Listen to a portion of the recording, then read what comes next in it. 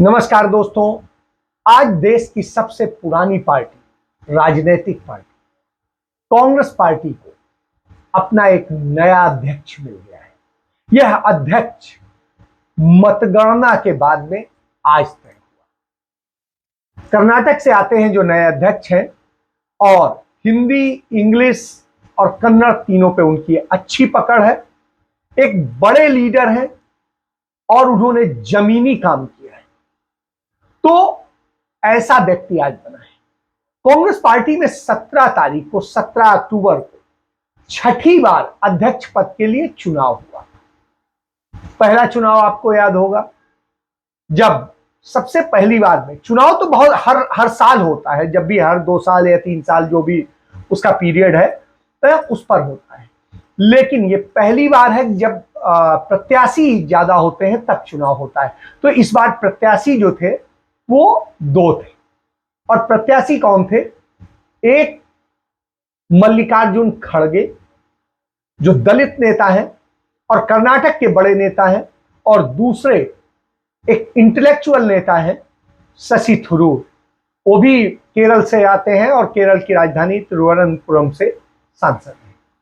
तो जब मल्लिकार्जुन खड़गे और उनके बीच में मुकाबला हुआ तो एक रोचक मुकाबला हुआ और बड़ा, जिसे कहेंगे, हेल्दी कंपटीशन हुआ।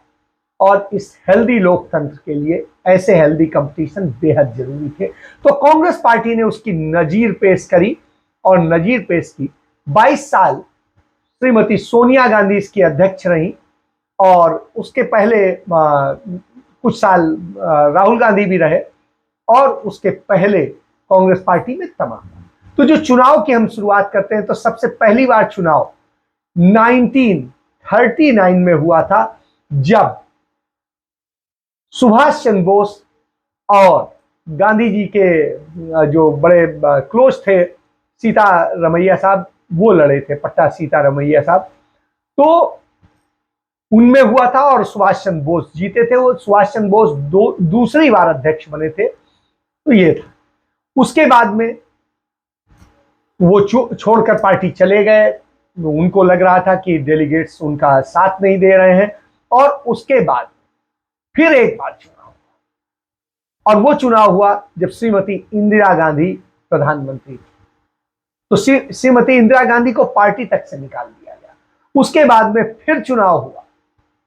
उसके पहले आप ये देखिए तो जब देश आजाद हुआ उसके बाद में पंडित नेहरू और पटेल के दोनों के कैंडिडेट्स में हुआ था, आचार्य कृपलानी और जो है टंडन जी के बीच में, जो पुरुषोत्तम दास टंडन जो है देश के तत्कालीन गृह मंत्री जो थे हमारे, उनके कैंडिडेट थे। और उसके अलावा जो आचार्य कृपलानी थे वो पंडित नेहरू के कैंडिडेट थे।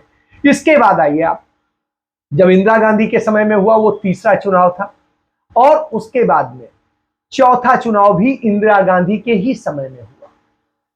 और उसके बाद फिर पांचवा चुनाव जो हुआ वो हुआ आकर के जो है श्रीमती सोनिया गांधी उन दिनों नहीं थी। उस समय अध्यक्ष जो है बनने को लेकर के चला शरद पवार और दूसरे तमाम सारे लोग थे, उस दौरान हुआ। और उसके बाद फिर जो है सोनिया गांधी के कैंडिडेट के तौर पे जब सीताराम केसरी और सारे आए तब हुआ। और उसके बाद अब चुनाव हुआ है। और इस चुनाव के बाद एक चीज तय है कि कांग्रेस पार्टी को एक हेल्दी और अच्छा अध्यक्ष मिले, और वो मिल गया। जब मल्लिकार्जुन खड़गे जीतते हैं तो एक और आता है। वो मल्लिकार्जुन खड़गे हैं जो एक एक चीज के दर्द को समझते हैं। वो अपने क्षेत्र के पहले दलित व्यक्ति थे जो वकील बने थे, नहीं तो उसके पहले तक उनकी वो स्थिति थी। और वो एनएसयूआई से लेके सब पे उन्होंने काम किया था। एनएसयूआई ने उनको पढ़ने के लिए वो किया था। और उस दौर के व्यक्ति 9 बार एमएलए रहे, 2 बार लोकसभा सदस्य रहे, राज्यसभा सदस्य हैं।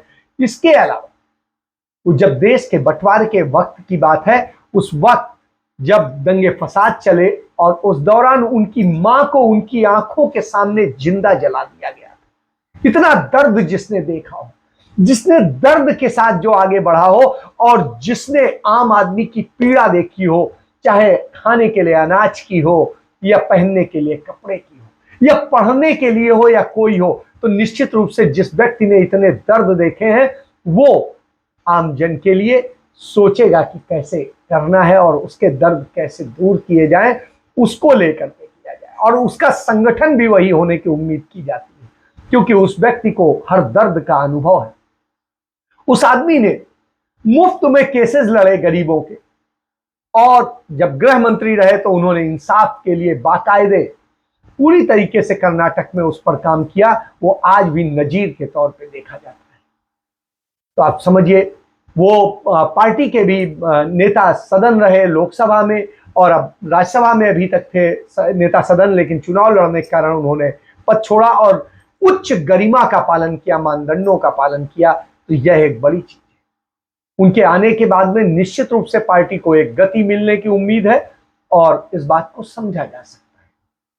कांग्रेस पार्टी कई बार टूटी है, कई बार बिखरी है, लेकिन उसके बावजूद फिर संभली, फिर आगे बढ़ी और फिर वो धीरज के साथ में वो आगे बढ़ी और आगे बढ़ के उसने देश को एक मुकाम दिया, देशवासियों को एक मुकाम, देश को बनाने का काम किया। इसलिए कांग्रेस पार्टी महत्वपूर्ण।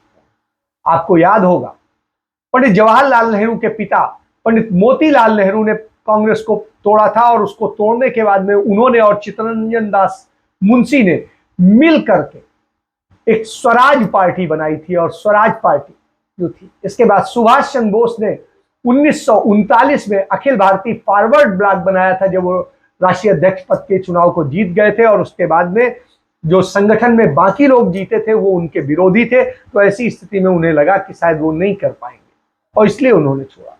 लेकिन उन्होंने तब भी अपने रेडियो से महात्मा गांधी को महात्मा की उपाधि दी थी, और पंडित नेहरू के वो घनिष्ठतम मित्र थे। पंडित नेहरू उन्हें बड़ा, दोनों एक दूसरे को बड़ा प्यार करते। इसके बाद में 1951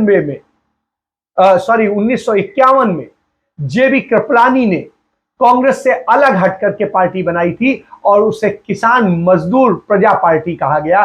और ये किसान मजदूर प्रजा पार्टी जरूर थी, लेकिन इसके साथ में तमाम सारे, इसके बाद में 1956 में सी राजगोपालाचारी जो महात्मा गांधी के समधी ते, और उन्होंने इंडियन नेशनल डेमोक्रेटिक पार्टी बनाई थी।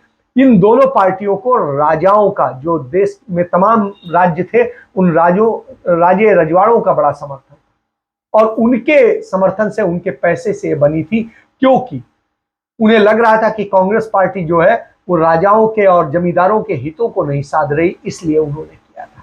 तो यह भी हुआ था। उसके बाद आप देखिए, 1959 में कांग्रेस सबसे बड़ी टूट हुई थी, और उस समय बिहार, राजस्थान, गुजरात, उड़ीसा में कांग्रेस से टूट हुई। और इसके बाद 1964 में के.एम. जॉर्ज ने केरल में कांग्रेस को तोड़ा और कांग्रेस के नाम से ही एक अलग पार्टी बनाई, और 1967 में चौधरी चरण सिंह ने अलग होकर के भारतीय क्रांति दल के नाम से पार्टी बनाई।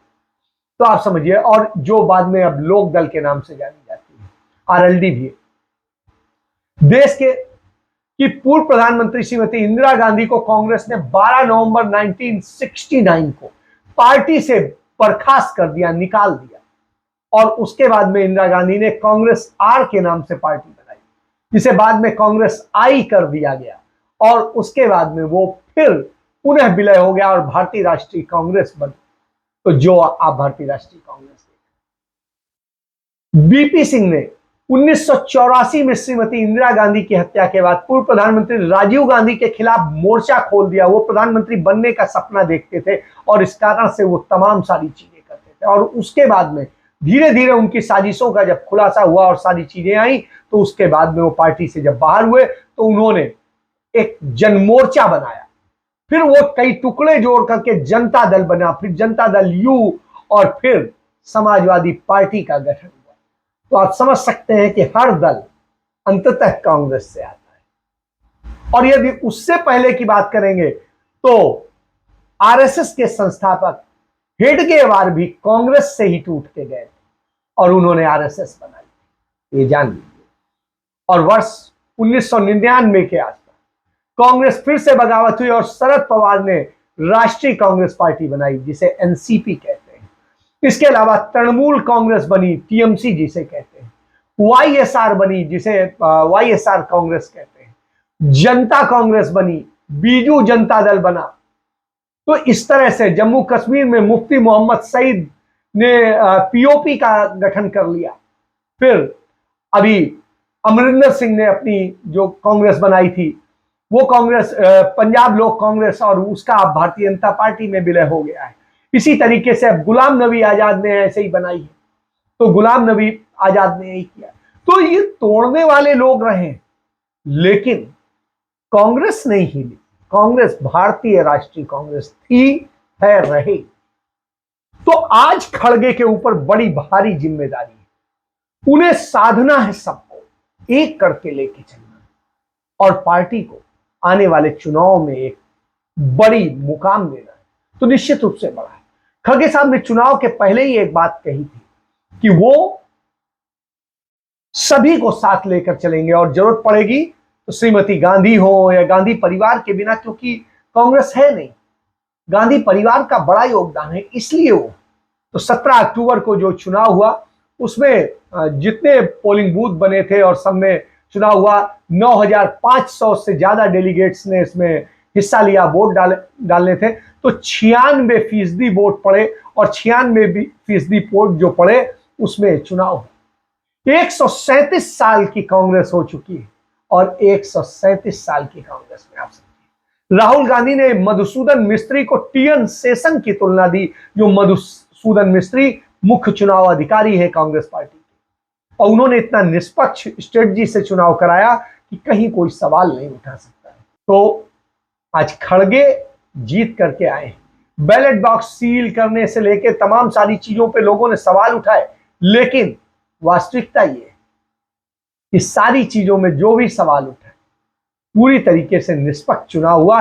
ये एक लोकतंत्र का जीता जागता उदाहरण, और यही वजह है आज राहुल गांधी आंध्र प्रदेश, और आंध्र प्रदेश में वो संबोधित कर रहे हैं कि किस तरीके से कांग्रेस पार्टी का चुनाव हुआ और किस तरीके से कांग्रेस पार्टी अपना काम करेगी। और उनका सिर्फ एक सांसद है, एक नेता है, पूर्व अध्यक्ष है, उस नाते जो उनकी भूमिका होगी, जो उन्हें दी जाएगी, वो उसको पूरा करेंगे। तो ऐसी स्थिति में आप समझें, we are the only political party in the country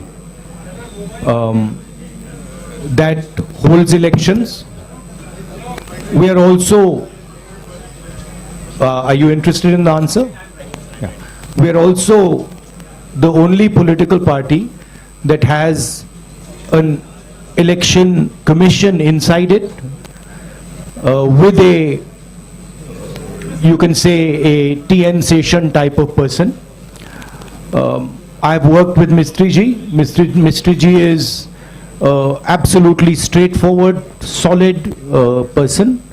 Whatever issues are felt, they will be obviously addressed to the Election Commission, and the Election Commission will take a decision on whether there were irregularities or not. What I'd like to reiterate is the Congress party has an institutional framework to do this, and we are very, very capable of doing this.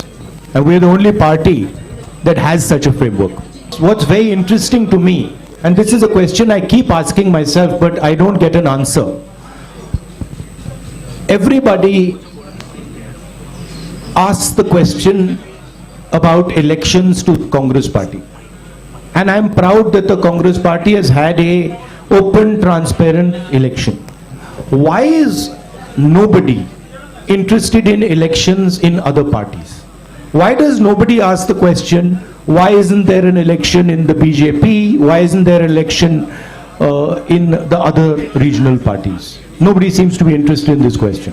सभी प्रदेशों के मतपत्रों को स्पष्ट रूप से मिलाया गया, उसकी वो की गई, तब काउंटिंग शुरू हुई। 10 बजे सुबह काम शुरू हो गया था, और नतीजा आपके सामने है। खड़गे को बधाइयां मिलने लगी हैं चारों तरफ से, और सब जगह लोग उनके, कर्नाटक में जो गुलबर्गा में उनका घर है, वहां पर उनके घर पे पहुंचने लगे हैं, और वो इसीलिए दिल्ली नहीं अभी आए, वो अपने घर पे ही हैं, और घर से ही वो कर रहे हैं कि अपने राज्य से वो करेंगे। तो ये आप समझिए, और वहां से कुछ किलोमीटर की दूरी पर, कुछ 100 किलोमीटर की दूरी पर राहुल गांधी पद यात्रा कर रहे हैं। तो आप ये सही है।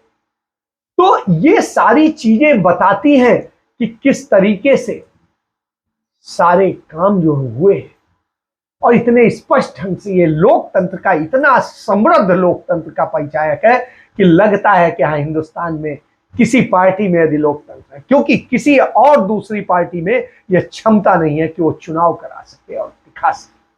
तो ऐसी स्थिति में मैं भी बधाई देता हूं और उम्मीद करूंगा, जब आज देश को एक सच्चे लोकतंत्र की जरूरत है, सत्ता लोकतंत्र को खत्म कर रही है, लोकतांत्रिक संस्थाओं को खत्म कर रही है, कानून मंत्री जो किरण रिजिजू हैं वो अदालतों को आज स्पष्ट रूप से जाने कितने अपशब्द कहते हैं, जाने क्या बात करते हैं, उस पर आक्षेप लगाते हैं, तो चिंता पैदा हो, क्योंकि पहले ही अदालतें जो है घिरी हुई हैं तमाम सारे आरोपों से, उस सत्ता के आगे सरेंडर कर चुकी हैं और इसके बाद भी उन्हें समस्या है। तो इसका मतलब है वो क्या चाहते हैं कि जो अदालतें हैं वो सिर्फ वही बोले जो वो चाहे या भारतीय जनता पार्टी चाहे। तो इस बात को आप समझ सकते हैं। तो ऐसी स्थिति में जरूरत है आज कि देश को सही लोकतंत्र मिले और लोकतंत्र स्थापित हो, मजबूत हो, जिससे जो लोकतांत्रिक संस्थाएं हैं, जो देश की संवैधानिक संस्थाएं हैं, वो मजबूत करने की दिशा में काम आगे बढ़ सके। और ये आगे बढ़ेगा तभी देश मजबूत होगा, क्योंकि देश के इतिहास में तमाम झूठ बोला जा रहा है, तमाम झूठ का वो चल रहा है, और ऐसी स्थिति में जरूरत एक ईमानदार की है, एक गरीब से गरीब व्यक्ति के दर्द को समझने की है। और उस दृष्टिकोण से निश्चित रूप से खड़गे एक महान साबित होंगे। इस उम्मीद के साथ मैं अपनी चर्चा समाप्त करता हूं और आपसे आग्रह करता हूं कि सच को जानिए, पहचानिए और आगे बढ़ाइए। जय हिंद, जय भारत, वंदे मातरम।